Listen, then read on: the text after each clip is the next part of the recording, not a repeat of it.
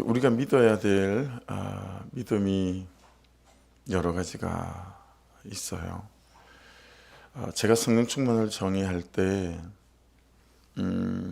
살아계신 하나님이 살아계신 하나님으로 여기 살아있는 거, 그걸 이제 성령 충만으로 정의를 하는데 좀 더 구체적으로 이제 우리가 또 말해볼 수 있잖아요. 그런다면 이제 하나님이 살아계신다는 믿음이 가장 근간이 되어지겠죠, 그죠? 그 다음은 그 살아계신 하나님이 나를 사랑하신다는 믿음, 그리고 그 나를 사랑하신다는 그 하나님께서 이제 나에게 구속사의 계획을 갖고 계신다라고 하는 것이죠. 구속사의 계획 안에서 여러분, 이 구속사의 계획이라고 하는 울타리 안에다가 집어넣게 되면 사실 다 해석이 되어져요. 내 삶에 일어나는 사건도 해석이 되어지고, 그 사람으로부터 내가 괜히 위험을 받는 것도 해석이 될 수 있고요. 그리고 내가 원하지 않았지만 이런저런 사건들과 사고들도 하나님의 구속사라고 하는 울타리 안에다 집어넣으면 이게 무슨 공식처럼 해석되어지는 그런 일들이 일어나게 되어지죠. 여러분, 이런 것들을 우리가 어떻게 확인할 수 있죠? 말씀으로 확인할 수 있는 거 아니겠어요, 그죠? 그러니까 하나님은 우리에게 어떻게 무엇으로 말씀하십니까? 말씀으로 말씀하신다라고 하는 거죠. 그래서 오늘을 사는 우리에게, 이 시대에 예수를 믿는 우리에게 정말 중요한, 우리가 믿어야 할 믿음 중에 믿음은 말씀을 믿는 믿음이다라고 하는 거예요. 이걸 잘 한번 묵상해 보시기 바랍니다. 여러분, 하나님을 믿는 믿음은 있는데 말씀을 믿는 믿음이 없어요. 이건 되게 중요한 부분이라고 생각해요. 하나님을 믿어요, 다. 근데 그 말씀을 믿는 믿음이 없는 거예요. 여러분, 제일 마지막에 남는 건 말씀을 믿는 믿음이거든요. 말씀을 믿는 믿음. 아니, 계속 이렇게 받아내야 되나요? 뭐 이런 거죠. 언제까지요? 그 언제까지 기준이 될 수 있는 게 뭐냐면 말씀을 믿는 믿음이다라고 하는 거죠. 말씀대로 반응하고 순종해 가면 결국은 그 말씀이 역사하실 거고 말씀이 일하실 거다라고 하는 믿음 아니겠어요? 하나님을 믿는 믿음은 있는데 이런 말씀을 믿는 믿음이 없다 보니까 기준이 없어요. 그리고 경계도 없어요. 아무라도 손에 크레파스 하나를 드는 거예요. 그리고 도화지나 스케치북에 자기가 원하는 대로 자기 마음이 가고 손이 가는 대로 하나님을 그려대기 시작하는 거죠. 그러면 그냥 그게 내 하나님이 되는 거예요. 성경에서 말씀하시는 말씀의 기준과 원칙, 경계 없이 그냥 각자 내가 믿는 하나님이 다 다른 거예요. 다 다른 거죠. 그러니 신앙생활도 내 마음대로 하는 경우가 너무 많고요. 내가 원하는 대로 하는 경우들도 너무 많아요. 주의를 자기 의미대로 해석하고요. 그냥 하나님께서 말씀하신 그 말씀이 없다 보니까 그냥 상황 따라 현실 따라 다 각자의 중심을 따라 해석해서 반응하고 대처하더라라고 하는 것이죠. 그러니까 가라고 하셔도 가기를 합니까? 오라고 하니 오기를 합니까? 있으라고 하니 있기를 합니까? 그냥 다 내 기준인 거예요. 이럴 때 이제 치명적인 함정이 하나 있는데요. 그게 뭐냐면 내 감정의 흐름, 내 느낌의 흐름을 되게 중요시하고, 여러분, 많은 그리스도인들이 자기 감정의 흐름이나 느낌의 흐름을 성령의 감동이라고 말하는 그리스도인들도 되게 많이 있어요. 그래서 보면 알아요. 성령의 감동, 성령이 말씀하셨습니다. 그런데 이게 자기 느낌의 흐름이고 감정의 흐름인 때가 되게 많아요. 그래서 느낌의 흐름을 붙잡고 감정의 흐름을 붙잡은 사람은 금방 꺾여요. 조금만 발에 돌뿌리가 걸려도 아닌가 보다 그러고 돌이켜요. 근데 여러분, 성령의 감동을 붙잡은 사람은 있잖아요. 어려움이 있고 사고가 생기고 해도요, 그걸 성령의 감동, 하나님 말씀하신 것이기 때문에 끝까지 가요. 일관되게 가요. 근데 감정의 흐름은 뭐 그런 게 없죠. 손바닥 뒤집듯이 너무 자주 계획이 바뀌고요. 너무 자주 생각이 바뀌고요. 막 그렇게 되는 거예요. 금방 가셨다고 그랬대놓고 금방 또 아니라고 그러고 이제 이런 것들이 있죠. 이게 이제 치명적인 함정이다. 그러니까 여러분, 내 기준대로 살고 내 감정대로 살고 말씀보다 느낌이나 감정의 흐름을 위에다 놓는 거죠. 그리고는 말씀이 말씀하시는 명백한 기준과 경계가 있음에도 내 감정이 싫으니까, 내 마음에 동의가 일어나지 않으니까 움직이지 않아요. 따르지 않고 순종하지 않아요. 예, 그렇죠. 그래서 그냥 사람끼리가 관계가 쪼개어지고 또 가정이 쪼개어지고 뭐 이런 일들이 생기지 않겠어요?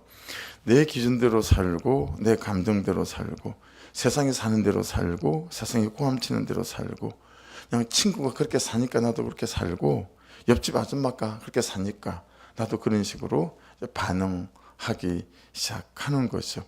그러니 여러분, 신앙생활은 있는데 뭐가 없어요? 삶이 없어요. 이것 때문에 한국교회가 이렇게 꼬꾸라졌어요. 예.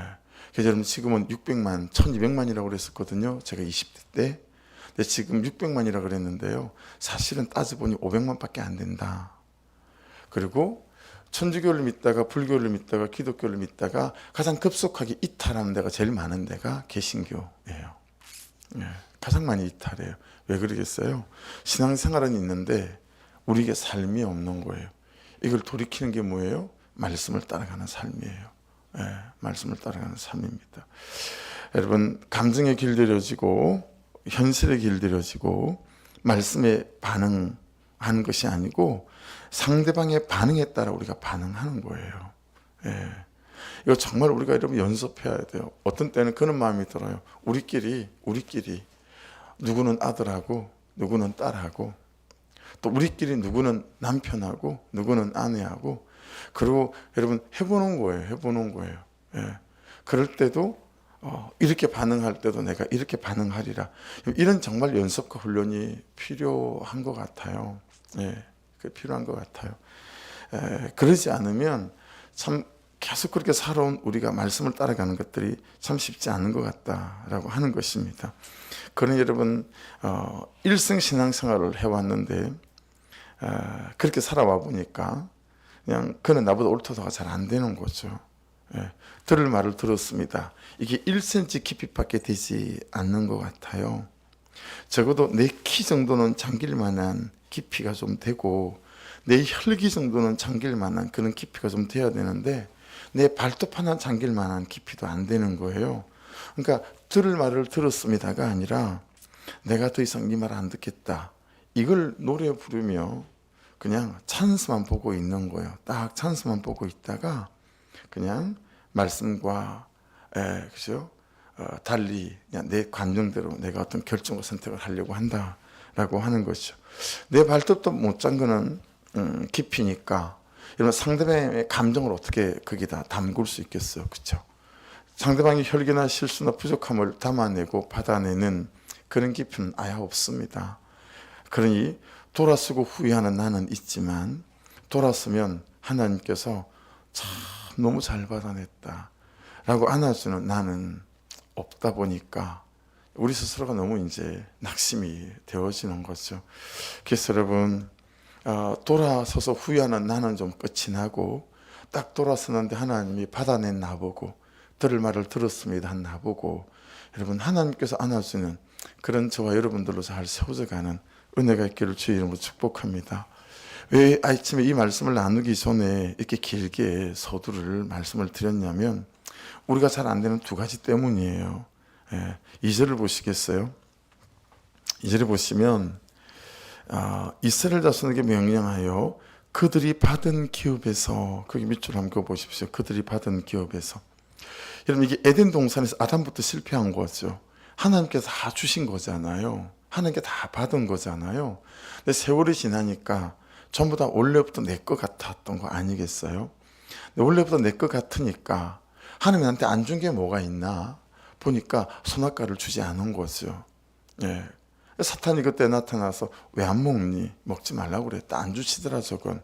야, 왜 그런 줄 아니? 그거 먹으면 하나님 되기 때문이야. 뭐 이런 것 아니겠어요? 아담에서부터 실패한 겁니다. 그리고 오늘을 사는 우리도 여전히 실패하고 있는 거죠. 나도, 내 시간도, 내 삶도, 내 인생도 내게 사실은 아니라는 거죠. 하나님 거다라고 하는 거죠. 하나님 그분의 구속산에서 우리를 부르셔서 우리를 살아나게 하시고 살아있게 하셔서 또 다른 누군가를 살리기 원하셔서 내게 이런 저런 것들을 허락하신 거다라고 하는 것이죠. 하나님이 다 주셨다라는 거, 물질이든 사람이든 가정이든 뭐든요, 하나님께부터 왔다라는 거, 그들이 받은 기업에서. 그래서 여러분, 얼마 전에도 이거 나눴었지만 내 거 아님, 이건 내 거 아님, 이런 표를 만들어 가지고 내가 소유한 것, 내가 누리고 있는 것에다가 다 이름표를 달기 시작한다면 내 거 아님, 이 이름표 말고 이건 원래부터 내 거임, 이건 하나님으로부터 온 거 아님 이라고 이름을 붙일 만한 것이 단 하나라도 있을까라고 하는 것이죠. 단 하나라도 있을까. 그래서 성도들을 보면서도 참 마음이 안타까움이 되는 건 모든 사람이 다 누리는데 그 사람만 그걸 못 누리는 게 있어요. 그래서 누리는 사람들은 뭐 다 누리는 거지 뭐, 누구나 있는 거지 뭐 라고 생각하는데, 그 누구나 있는 그것을 마음에 소원이 있어도 누리지 못하는 사람들이 우리 교회만 해도 얼마나 많이 있어요. 그렇죠? 예. 그런 거죠. 근데 가지고 있는 우리는, 누리고 있는 우리는 이게 원래부터 내 거다라고 생각하는 거예요. 그냥 자연스럽게 너무도. 예. 여러분, 이제 이스라엘 백성들이 들어갈 가나안 땅은 어때요? 창세기 17장 8절에 보면 아브라함에게 이 가나안 땅을 약속하시거든요. 내가 너와 내 후손에게 내가 거류하는 이 땅, 꼭 가나안 온 땅을 주어 영원한 기업이 되게 하고 나는 그들의 하나님이 되리라. 하나님이 아브라함에게 주신다고 약속하셨어요. 여러분, 48장에 가면 야곱에게도 약속을 하세요. 내가 너와 내 후손에게 내가 거류하는 이 땅, 내가 내게 이르실 때 내가 너로 생육하게 번성하게 하여 내게서 많은 백성이 나게 하고 내가 이 땅을 내 후손에게 주어 영원한 소유가 되게 하리라 하셨느니라. 야곱에게도 하신 약속이에요. 여러분, 나와 내 삶이 하나님의 구속사의 계획 안에 있다라고 하는 거죠. 나와 내 삶이 누군가의 하나님의 구속사의 계획 때문에 있다라는 거예요. 할렐루야. 자, 위에 건 많이 붙잡는 거죠. 나와 내 삶이 하나님의 구속사 안에 있다. 근데 거기서 한 걸음 더 나아가서요, 나라고 하는 사람, 나라고 하는 내 삶이 누군가의 하나님의 구속사의 계획 때문에 내가 존재하는 거예요. 할렐루야. 그러니 내가 가진 것, 내가 누리는 것들이 그 한 사람의 영혼의 구원, 구속, 그것을 위해서 내가 하나님께서 찾으실 때 내 것들을 내어드리는 그 은혜 속에 저와 여러분이 살아가고 있다라고 하는 거예요. 자, 이게 안 되니까 어때요? 너무 아까워요. 네. 내가 그 사람에게 시간을 드리는 게 너무 아까워요. 내가 그 사람하고 사는 게 너무 억울해요. 받아내긴 뭘 받아내요? 저런 인간하고 그냥 얼른 정리하는 게 낫지. 그게 세상사 아니겠어요? 그러니까 나와 내 삶이 어떤 한 사람의 구속사 때문에 내가 존재한다. 그 구속사 때문에 하나님께서 내게 이걸 맡기셨다. 재능 하나도 말이죠. 그렇죠? 그런 중심이 우리 가운데 없는 거예요. 그냥 우리는 머리끝부터 발끝까지 기복이에요. 예. 나를 위해 있어야 되고, 나를 위해 가져야 하고, 그죠? 내가 누려야 하고. 그러니까 망가져가 아까운 거예요. 하나님 이리 말씀하셔도 아깝고, 하나님이 저리 말씀하셔도 억울하고, 맨날 나만 손해보고 사는 것 같다라고 하는 거죠. 1분 1초도 나를 위해서 써야 되는데, 내 중심으로 써야 되고 흘러가야 하는데, 누군가의 하나님의 구속사를 위해 내가 살아야 한다? 내가 있어야 한다? 받아내야 한다? 그는 나보다 옳도다 해야 한다? 정말 여러분 인기 없지 않겠어요? 이런 삶. 그래서 하나님의 구속사의 복음, 이 팔복의 복음은 인기가 없어요. 아무리 대하마트에 팔아도, 아무리 롯데마트에 팔아도, 이마트에 팔아도 사가는 사람이 별로 없어요. 구속사의 복음, 이 팔복은. 우리가 좋아하는 거, 우리가 맨날 대하마트 가서 잘 사오는 건 어떤 거겠어요? 오로지 잘 되고 잘 되고 잘 되는 거 내가. 오로지 편하고 편하고 편한 거 내가. 오로지 내가 누리고 누리고 누리는 거. 이 기복만 너무너무 사서 내 시장 바구니에다 넣고 싶은 거예요.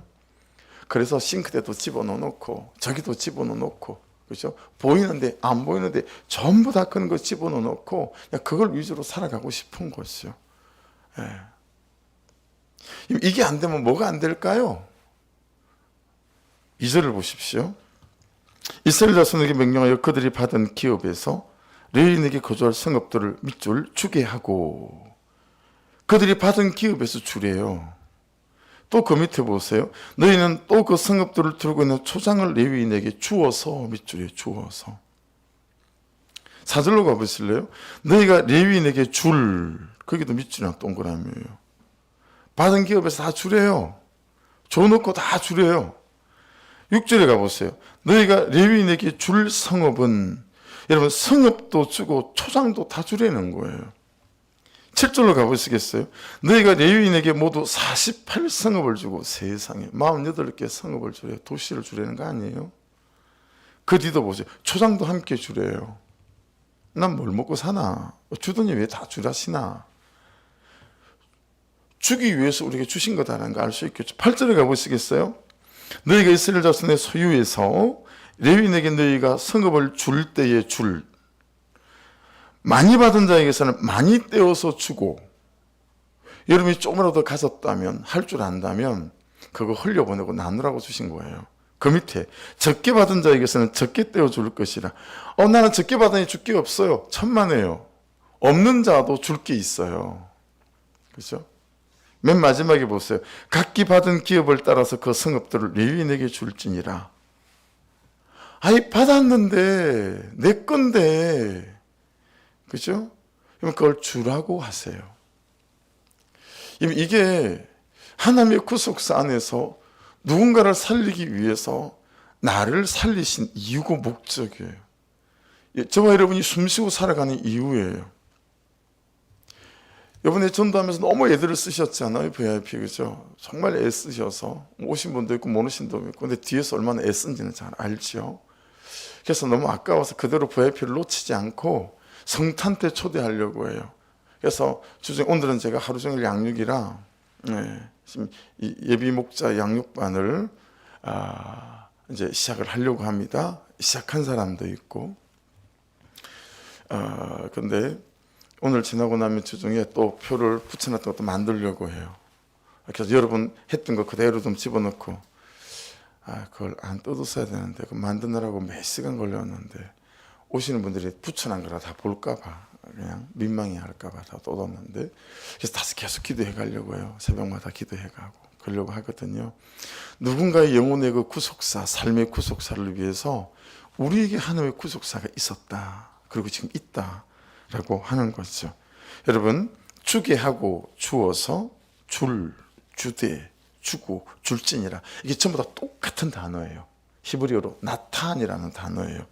의미를 한번 들어보십시오. 4가지 정도 의미가 있는데요. 첫째는 주는데, 에이, 냅다 주면서 가져, 이러는 게 아니에요. 아니면 주라고 그러니까 집에 와서 곰곰이 생각하는 거예요. 뭘 줄까? 이거 주기 아깝고, 이것도 좀 아깝고, 에이, 제일 썩음하고 별 볼이 없는 저걸 줘야 되겠다. 시간도 그렇다는 거죠. 시간도 내가 가장 좋아하는 시간 다 쓰고, 정말 짜투리 시간, 내가 그냥 쓰기 싫은 시간, 뭐 그런 시간 있잖아요. 그거 요만큼 떼어가지고 주고 그러면 안 된다라고 하는 거죠. 시간도 그러할진데 다른 많은 것들이 그러지 않겠어요? 나타난 제일 첫 번째 뜻이 뭐냐면, 하나님께 찬양을 돌리듯이 주라라는 뜻이에요. 하나님께 드리듯이 줘야 된다는 거예요. 하나님께 드리듯이. 가장 좋은 것이어야 되겠죠. 가장 귀한 것이어야 되겠죠. 하나님께 가장 귀한 것을 안 드리셔가지고 잘 모르시는 건 아니시죠. 그죠? 그게 첫 번째 의미예요. 두 번째는요, 인간으로부터 하나님께로 넘어가는 건 사실은 아무것도 없다라는 얘기예요. 그게 무슨 얘기냐면, 여러분, 하나님은 완전하신 분이기 때문에 하나님 그분에게 우리의 재정이 필요하고 우리의 헌신이 필요하고 막 그렇게 해서 하나님이 우리에게 뭔가를 받아 잡수셔야 되는 그런 분 아니다라고 하는 거예요. 그런 분 아니다. 예? 그러니까 여러분, 하나님께 뭐 더 덧붙여질 건 없다라는 거예요. 근데 우리가 하나님께 드리는 우리의 고백이 뭐예요? 이 모든 것이 하나님의 것이었었어요. 그리고 하나님 주셔서 너무 감사해요. 제 감사의 고백이에요. 이렇게 줘야 된다라는 거예요. 하나님, 이게 원래 하나님 거였는데 제가 누리고 막 이렇게 감사하게 살게 하셔서 너무 감사해요. 예. 그러고 보니까 여러분, 이제 겨울이 됐잖아요. 야, 제가 마음이, 제가 그런 생각하거든요. 제 옥상에 방에 옷걸이를 보면서, 그리고 여기 2층에 장롱 안에 옷걸이를 보면서, 아, 내가 옷이 좀 많다. 제가 개척에서 몇 년 동안 겨울만 딱 되면 외투가 없었어요. 작년 겨울에 다 벗어줘가지고. 그냥 길 가다가 그냥 노숙자들이 있으면 그냥 외투 벗어주는 거예요. 그래서 겨울만 되면 입을 외투가 없는 거죠. 그래서 항상 겨울이 되면, 야, 이번 겨울에 뭐 입어야 되나? 그럼 또 하나님께서 이렇게 공급해 주, 성도들을 통해서, 누구를 통해서, 그럼 또 그거 입고 또 계곡을 지내다가 또 벗어주는 거죠. 그랬던 때가 있었는데, 아침에 말씀 묵상을 하다가, 이것 봐라, 내가 진짜 그냥 내 목구멍만 생각하고 사네, 뭐 이런 생각하는 거죠. 여러분, 옷이 너무 많지 않으세요? 집에 쌀은 너무 많지 않으신가요? 우리가 나밖에 몰라요. 여러분, 외투 한번 벗어본 적 있으세요? 누구한테? 막 3개, 4개 막 그러고 있지 않으세요? 그래서 막 요 때는 이거 있고 저 때는 그러지 않으세요? 그러니까 이런 거예요. 하나님께 안 받은 게 뭐가 있냐라는 거예요, 우리가. 근데 왜 계속 살려고만 하고, 있는 것을 나누고, 있는 것을 다른 사람에게 주고, 뭐 이런 게 없냐? 감사함으로 하나님께 감사의 고백이 없다라고 하는 거예요. 오로지 우리의 중심은 기복 그 자체인 거죠. 그래서 이번 겨울에도 제가 선물 받은 새 옷을 2개 플로잉했어요. 작다라는 핑계로. 안 작아요. 작다 그러면서 했더니 목사님들 맞을 것 같은데 작아요. 지난주에 한 벌, 또 그 전에 한 벌, 2주에 걸쳐서. 그러고 보니까 또 제가 안 한 건 아니네요. 지금 생각이 났어요, 한 개. 3번째, 나타내 또 다른 중요한 의미는 어떤 거냐면, 결과를 주거나 초래하는 행위. 여러분, 주잖아요. 반드시 결과가 있어요. 결과가 있어요. 넷째, 여러분, 어떤 것을 어떤 사람이 주다라고 하는 것은요, 그 사람의 보활에 맡긴다라는 거예요. 무슨 뜻이냐면, 하나님께 여러분에게 자녀를 주셨죠. 근데 하나님께 자녀를 맡긴 거예요. 내게 아니고. 그러니 여러분, 내 혈기대로, 내 고집대로 절대 자녀를 키우면 된다, 안 된다? 안 됩니다. 하나님 그분 뜻 안에 내어놔야 됩니다. 그래서 아버지의 역할, 어머니의 역할, 가장 중요한 건 기도로 자녀들을 하나님께 내어드리는 거예요. 기도로 맡기는 거예요. 이게 너무너무 중요한 거예요. 그렇게 여러분, 주고 주라는 거예요. 네 거라고 생각하지 말고, 그게 원래부터 하나님 거라고 생각하고, 그게 구속사 안에서 우리를 부르신 중요한 이유다라고 하는 거예요. 도피성도 마찬가지예요. 9절부터 도피성이 나오잖아요. 그래서 여러분, 도피성에서 제일 중요한 게 저는 11절이라고 봐요. 11절 보세요. 너희를 위하여. 이 도피성을 다른 사람을 위해서 준 줄 알았는데 그게 아니에요. 너희를 위하여 도피성을 준다. 왜냐하면 너는 너를 자신할 수 있니? 라는 거죠. 여러분, 우리가 우리를 자신할 수 있나요? 그래서 정말 사모함이 되는 거 있죠. 여러분, 우리가 누군가 어떻게 저럴 수가 있어? 라는 어떤 일을 했을 때 정말 그를 품을 수 있는 도피성 같은 사람이 되고, 도피성 같은 목장이 되고, 도피성 같은 교회가 될 수 있기를 주의 이름으로 축복합니다. 정말 우리 사무치게 기도하십시다. 어떻게 인간이 저럴 수가 있으라고 싶을 때 그냥 그 사람이 도망올 수 있는 교회, 도망올 수 있는 목장, 도망올 수 있는 사람이어야 되겠다라고 하는 거예요. 그래서 어떻게 내가 이런 짓을 했네. 그때 여러분, 하나님의 사랑으로 품어줄 수 있는 너희를 위하여, 이게 너무 마음에 오는 거 있죠. 야, 도피성이 누군가를 위하여쓴 줄 알았더니 아니구나. 너희를 위하여. 야, 네가 그 당사자일 수도 있고, 네 남편일 수도 있고, 네 자녀일 수도 있지 않겠어? 이 도피성이 뭐예요? 부지 중에 살이 난 자. 예를 들면 우리가 운전하고 가면서 사람을 죽이려고 운전하는 사람이 없잖아요. 신호를 잘못 봐서 또는 과속해서 또는 뭐 과속하지도 않고 신호도 오지도 않았는데 어떻게 하다 보니까 이걸 과실치사라고 하잖아요. 이 부지 중에 사람을 죽인 자를 과실치사라고 현행법에서도 형사법에서 얘기하는 것처럼 이 부지 중에 사람을 죽인 건 과실치사거든요. 그러니까 나일 수도 있어요. 내가 사랑하는 사람일 수도 있어요. 우리의 약함이나 실수에 대하여 하나님은 아주 세심한 사회적 장치를 세팅하신 거예요. 가나안 땅에 들어가기 전에도 뭐예요? 너는 너의 한계를 알아야 된다라는 거죠. 너는 정말 한계가 있는 사람이다라는 거죠. 여러분, 우리는 내 한계는 알면서 왜 다른 사람의 한계는 인정하지 않으려고 할까요? 항상 남편은, 아내는 완전해야 돼. 나는 대충이면서. 그래서 여러분, 우리 한계를 인정해서 나도 너도 우리 모두가 정말 도피성이 필요할 수밖에 없는 사람임을 인정하고 살아가는 그런 은혜가 있기를 주의 이름으로 축복합니다. 그래서 도피성을 요단 동편의 세계를 만들으래요. 그리고 요단 서편의 세계를 만들으래요. 요단 동편에는 제일 위에가 골란이에요. 그 다음에 두 번째가 길랏 라못을 만들고요. 그 다음에 그 밑에다가 베셀이라는 데를 만들어요. 그리고 요단 서편에는 제일 위에 있는 게 이제 게데스, 그 밑에다가 세겜, 그 밑에 헤브론, 이렇게 세 개, 6개를 만들거든요. 그렇게 만든 이유는 하루 안에 도망갈 수 있도록 만든 거예요. 내가 부진 사람 죽였잖아요. 그럼 막 뛰어서 하루 안에 도망갈 수 있는 그 정도 거리에다가 이 세 개를 도피성을 만들었어요. 그래서 부지 중에 죽였어요. 왜냐하면 이 보복의 율법에 의해서 여러분, 부지 중에라도 사람을 죽였잖아요. 그러면 그 아들이 내 아버지를 죽인 그 사람을 보복해서 죽일 수가 있었단 말이에요. 예, 그래서 막 도피성에 도망가는 거예요. 그럼 도피성에서 그 사람이 오면 왜 왔냐? 과실치사 있었다. 어떻게 하다 보니까 내가 그냥 실수로 사람을 죽였다. 그러면 이런 증거들을 가지고 그걸 따져봐요. 재판을 한단 말이에요. 그래서 정말 과실치사면 그 도피성에서 받아줘요. 받아주는데 못 돌아가. 집으로, 고향으로. 그 도피성에 있는 제사장이 죽을 때까지 거기 있어야 돼요. 죽고 나면 고향으로 돌아갈 수 있어요. 이게 무슨 의미냐면, 그러니까 어쨌든 사람을 죽였을 때는 또 다른 한 사람의 핏값이, 죽음이 있어야 회복될 수 있다는 영적인 의미가 있어요. 제사장이 죽으면 고향으로 돌아갈 수 있는 거죠. 어쨌든 부지 중에 사람을 죽여서라도 어떻게 돼요? 사실은 그 도피성은 그 사람에게는 감옥일 수도 있잖아요. 남편한테도 못 가죠. 아내한테도 못 가죠. 고향으로 못 가는 거예요. 제사장이 죽으면 그때는 자유인이 돼요. 죄가 없어져요.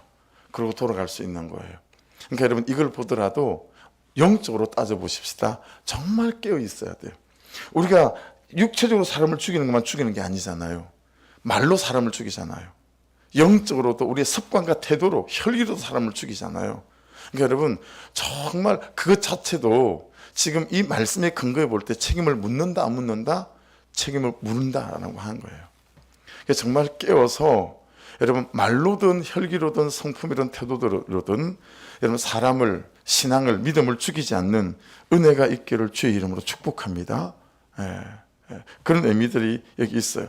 그래서 하나님은 정말 공의로우시고 또 자비로우시고 실제적이시다라는 걸 알 수 있죠.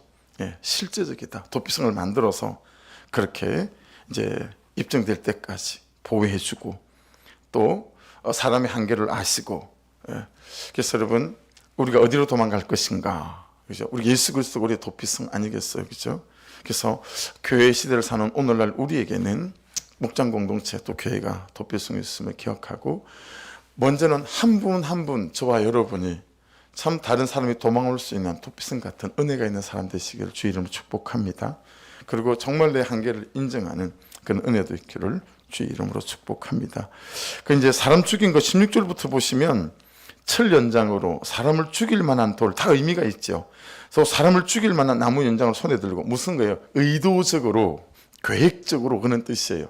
내가 오늘 너를 딱 죽이겠다. 그래서 죽일 만한 돌을 붙잡아요. 조그만 자갈을 붙잡지 않고. 나무를 붙잡는데 나무 연장도 사람을 죽일 만한 내 중심과 의도와 계기 안에 다 숨어 있어요. 그렇죠? 여러분, 20절을 보시겠어요?